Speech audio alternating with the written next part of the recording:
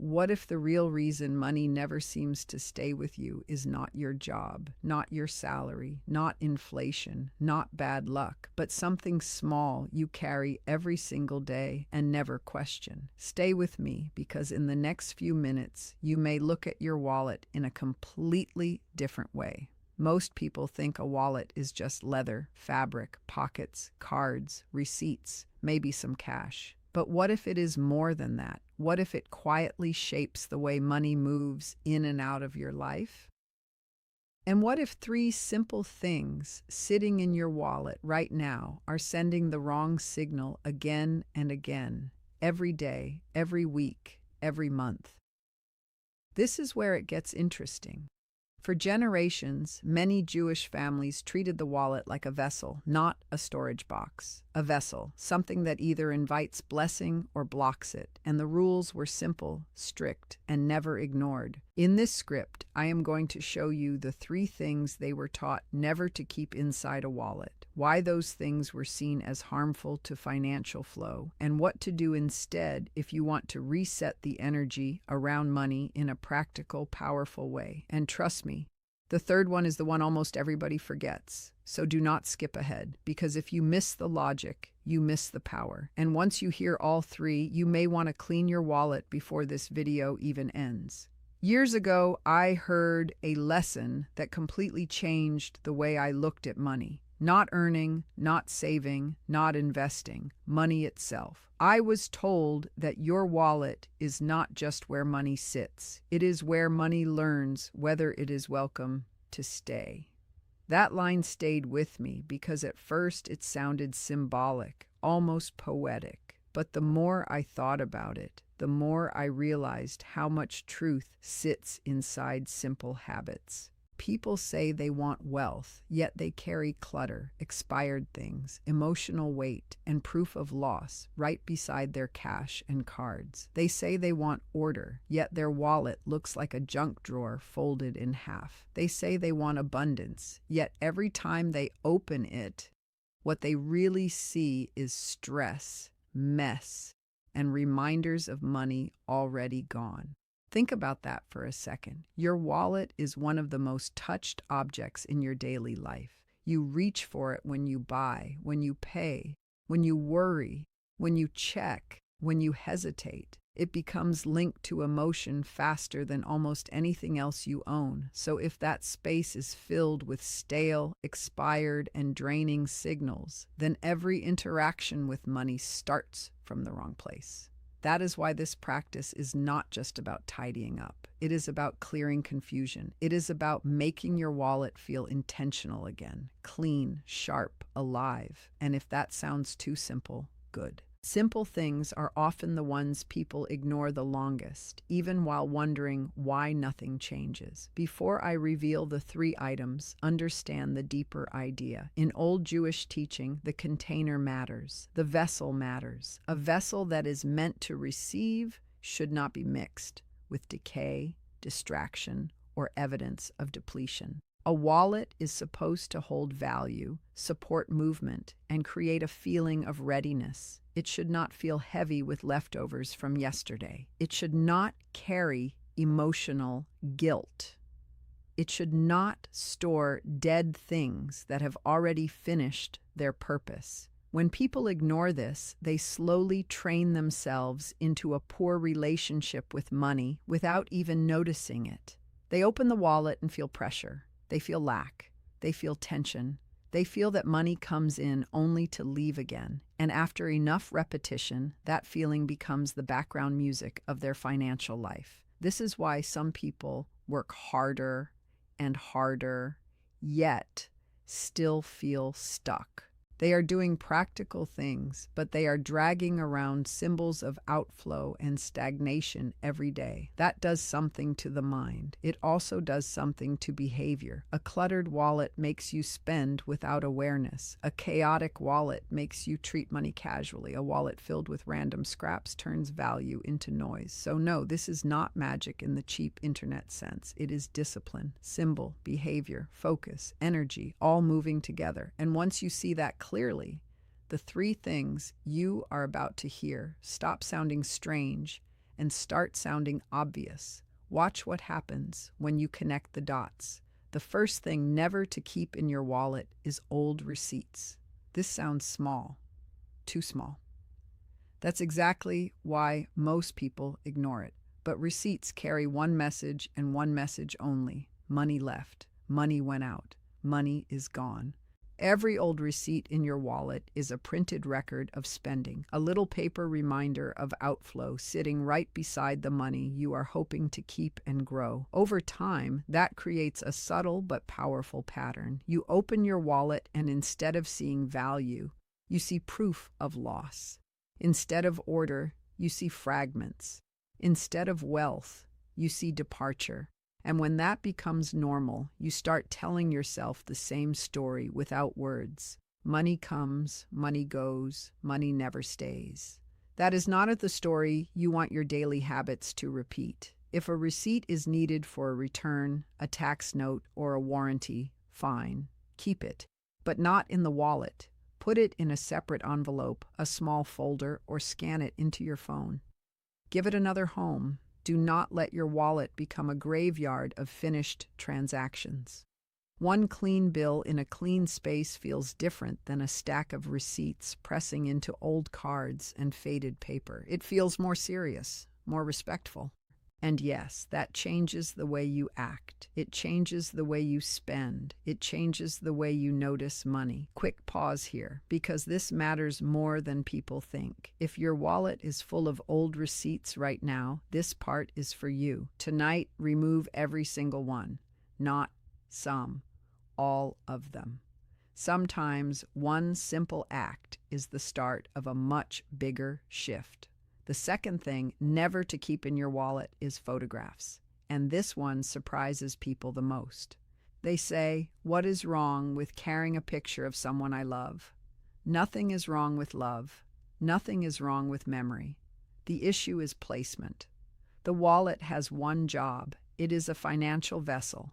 The moment you place family photos, sentimental images, or emotional reminders inside it, you begin blending two powerful forces that do better when they stand apart. Love is sacred, money is practical, emotion is warm, finance requires clarity. When you keep a photograph inside the wallet, you create a hidden link between spending and feeling. Every purchase becomes tied, even subtly, to emotional association. This can make people softer where they need to be firm, guiltier where they need to be clear, and more impulsive when they should be steady. They spend to feel better. They spend because the act of opening the wallet already pulls on the heart. And once money and emotion get tangled often enough, good judgment gets cloudy. Keep the people you love where love can be felt fully. On your desk, in your room, on your phone screen, in your home, in your heart. Let those images live in places made for affection and presence, not in the same slot where you swipe cards, count cash, and react to financial pressure. This is not about coldness. It is about separation that protects both areas of life. Many people think bringing everything together creates unity, but sometimes real balance comes from keeping things in their proper place. Your wallet should feel clean, focused, and free from emotional pull. That alone can make your decisions calmer, smarter, and less reactive. And if this point feels unusual, stay with it. The next one hits even harder. The third thing never to keep in your wallet is expired cards, expired bank cards, expired membership cards, old insurance cards, dead IDs, anything with a date that has passed and a purpose that is already over. Why? Because expired things send a message of delay, stagnation, and dead function. They are no longer active, no longer current, no longer useful in the role they were made for. Yet people keep them tucked behind working cards for months, sometimes years, as if dead things take up no space. But they do. They take up physical space, mental space, and symbolic space. They say, "I hold on too long." They say, I do not clear what is finished. They say, I let the old sit on top of the new. And that attitude leaks into finances faster than people realize. Active money wants an active environment. Functional cards should sit in a wallet that reflects readiness, not leftovers. Think of it like this. If your wallet is meant to carry movement, why fill it with objects that no longer move? Why place live tools next to dead ones and expect the whole space to feel sharp? That dull feeling matters. People sense it even if they cannot explain it. So go card by card. Check dates. Check relevance. If it is expired, remove it. If it is replaced, remove it. If it no longer serves a clear purpose, remove it.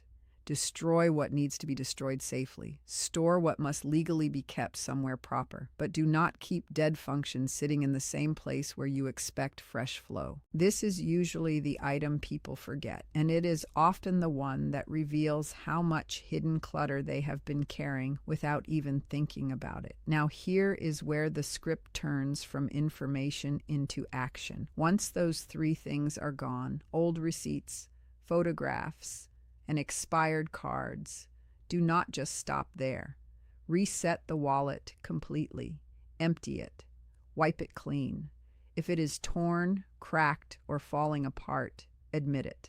A wallet that looks exhausted often mirrors the feeling people have around money but never say out loud. If yours is badly damaged, replace it when you can with something simple, neat, and solid. Not flashy, not forced, just clean and intentional. Then put back only what belongs there. Your current ID, your active bank cards, your needed cash, arranged neatly. 1 or 2 essential items, nothing extra. Leave space inside.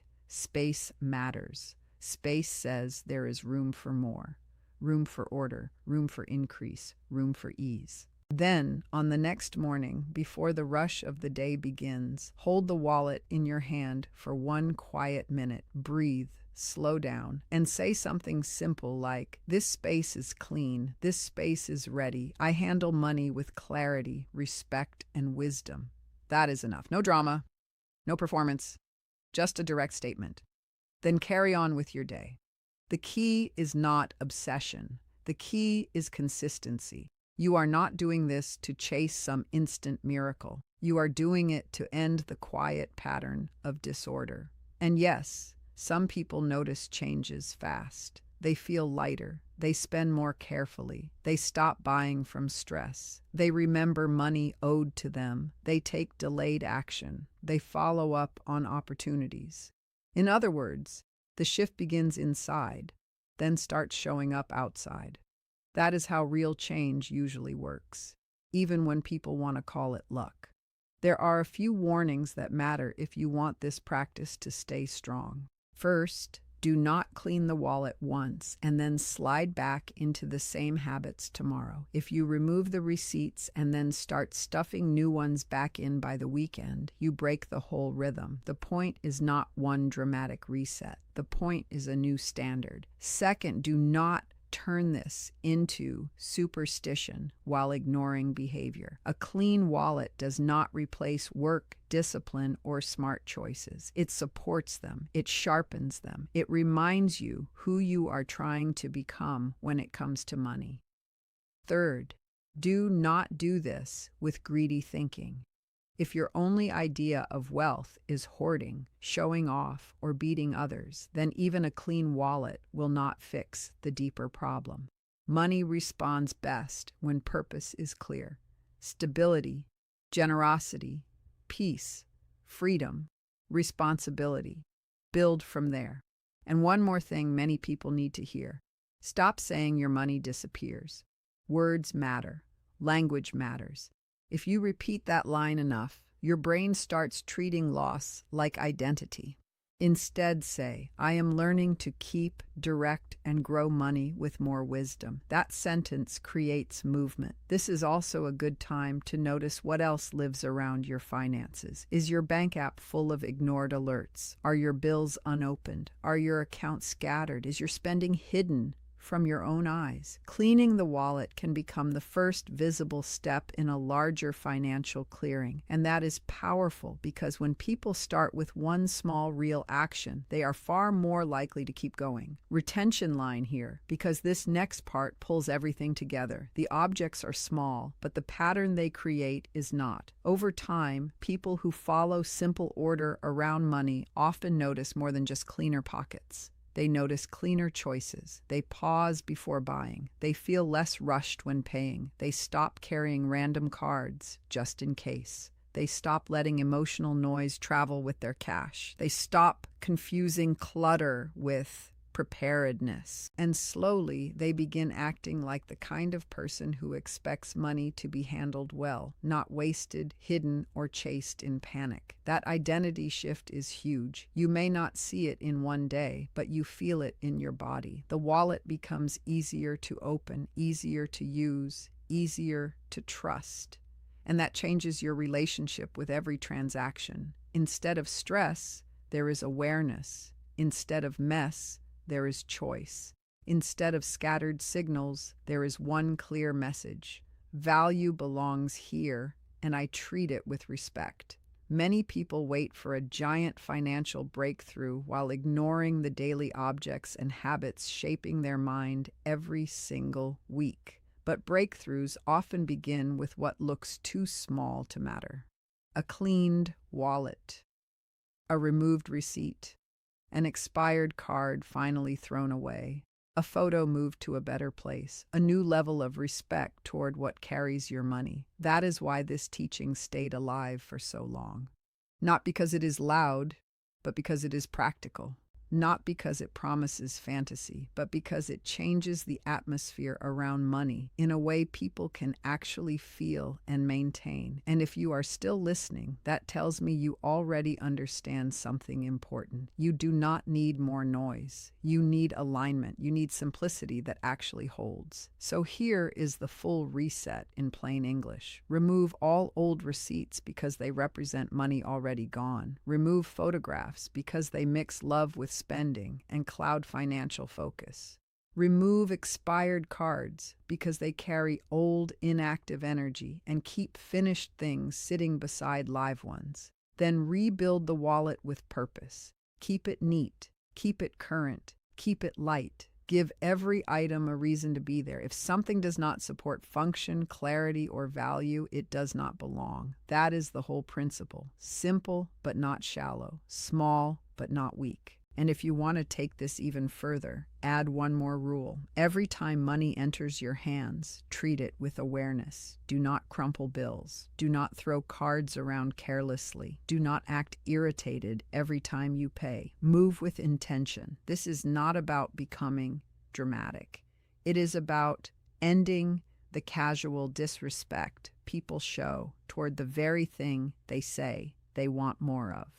Tonight, take 5 minutes, open the wallet, empty it fully, sort everything, throw out what is done, relocate what does not belong, keep only what serves. Then tomorrow, carry it differently, not like a burden, like a vessel, like something that should reflect order, readiness, and self-respect. And if you do that, not once, but as a standard, you may notice something powerful. You feel different before the money changes. And then because you feel different, your choices start changing too. That is when the outside world begins to answer. And that is why this matters. Not because a wallet is magic, but because the way you keep it reveals the way you are prepared to receive, hold, and grow what enters your life.